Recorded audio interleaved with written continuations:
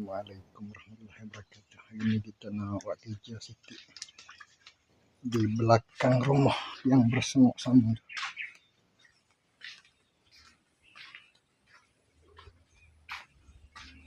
Nak bersihkan untuk kita jadikan sebagai taman.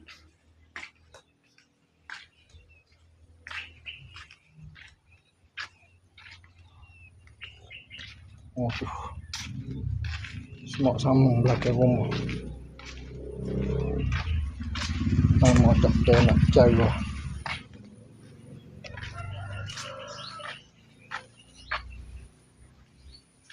Ada rimbunan pokok pandan di situ. Pokok pandan ni. Juga pokok lima kasturi situ tak apa nak sehat dia. Kadang terlupa nak jiru. Situ ada payah. Ya Allah, ni tangki baru beli. Tak sempat nak pasang lagi. Kita akan pasang di kawasan itu lah. Sementara tu kita kena cuci dulu. Cuma hari ni nak potong dahan ni. Nak potong dahan kelapa ni sebab dia menjadi laluan tikus. Okey, dahan kelapa dan juga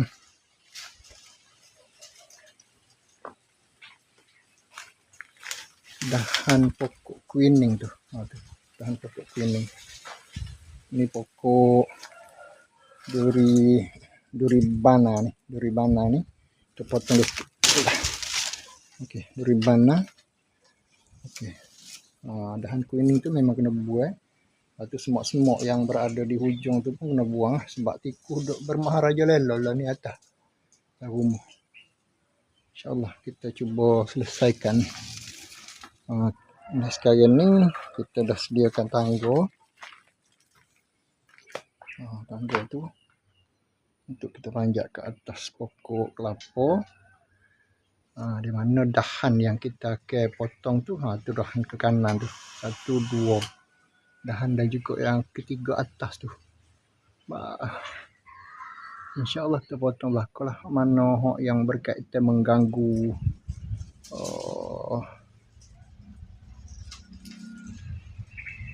menjadi jambatan kepada tikus-tikus naik ke atas rumah. Kita buai ni insyaAllah.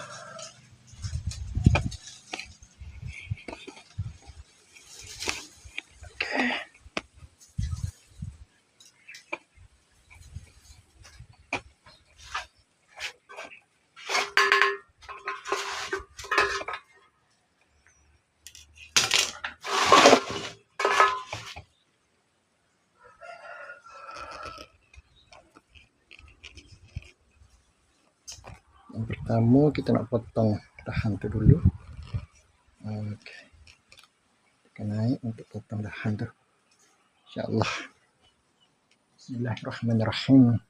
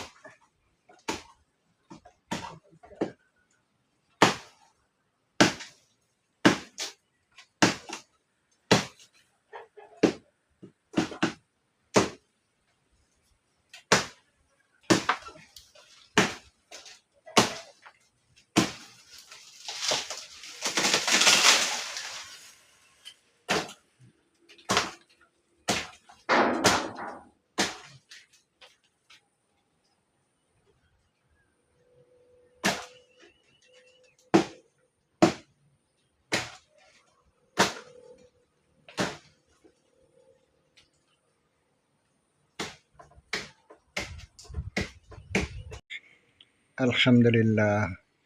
Oh, berjaya kita pangkas dia tu. Ah, ilalah sejambat ke atas rumah. Kita kena buat hak so lagi. Belah hari ini pokok Queen pula. InsyaAllah kita sambung semula.